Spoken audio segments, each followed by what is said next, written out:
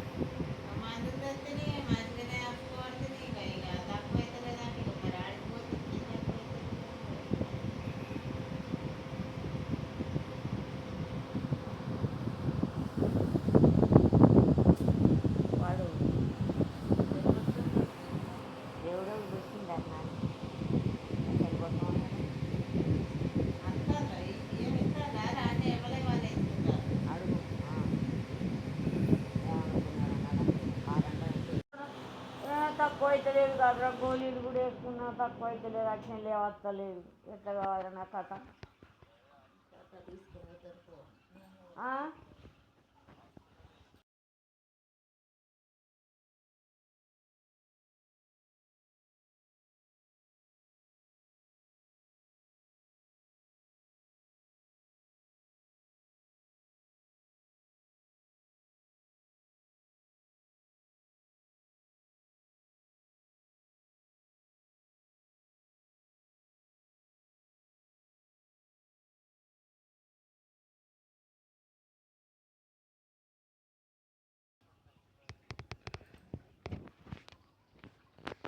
అదే మందులు వేసుకుంటాను, ఆడికి అసలు పోకుంటే లేవత్తలు. తానం పోతే కూడా పీట వేసుకొని చేస్తాను, మళ్ళీ మీదికి లేవత్తలేదు.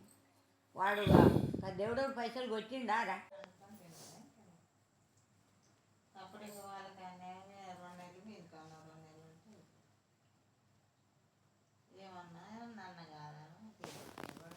తిన్నాం. అరే నాకు మనిషిని పెడతారా, శరీరాలు ఉంచుకుంటారా?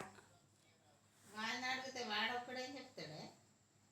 అదే అడుగుతాను, ఎట్లా ఏమనుకుంటారు అని ఉంటేనే గట్లానే మరో మనిషిని పెడితే.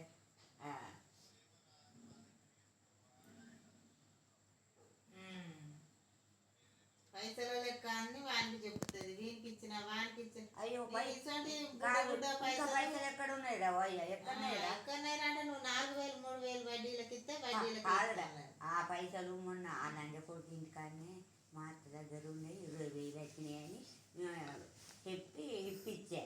నా దగ్గర ఎక్కడ ఉన్నాయని నేను అన్నా కానీ ఉన్నాయట అంటాను, అడుకోమన్నారని ధరవేస్తే కొంచెం రావు నిలబెట్టుకొని ఆమె ఇచ్చారు. ఇంకా మొన్నటి పింఛన్ పైసలు ఉండాలి దగ్గర, మళ్ళీ దాకాండ పోతానంటే వామ ఉన్నాయా ఇది తెచ్చిస్తాను తెస్తా కూలోళ్ళు అంటే ఇచ్చిన. రోగం ఎక్కువ వస్తుందని ఇంకా కట్టే 1,500 2,500 ఇవ్వకపోయా మందక్క. ఇంకా బేవులలో పోసుకుంటా. నాకు బర్రెలు అమ్ముకున్నారు, నాకు పైసలు ఇవ్వాలి కాదు, వాటి చేతులు ఉండదు దాని అంటే అందరికి బతిలాడి వడ్డీ ఇయ్యక అసలే ఇచ్చి బతిలాడి ఇచ్చినాం అంటాడు అల్లుడు. ఇంకా అసలు ఇచ్చినాం. అవి లెక్కలేవా? మొన్న ఆ కూర తెమ్మంటే 500 ఇచ్చిన, 500 చేపల కానీ అది బయటకు సూదేస్తాడంటే 500 ఇచ్చిన, అవి 500 ఈ 500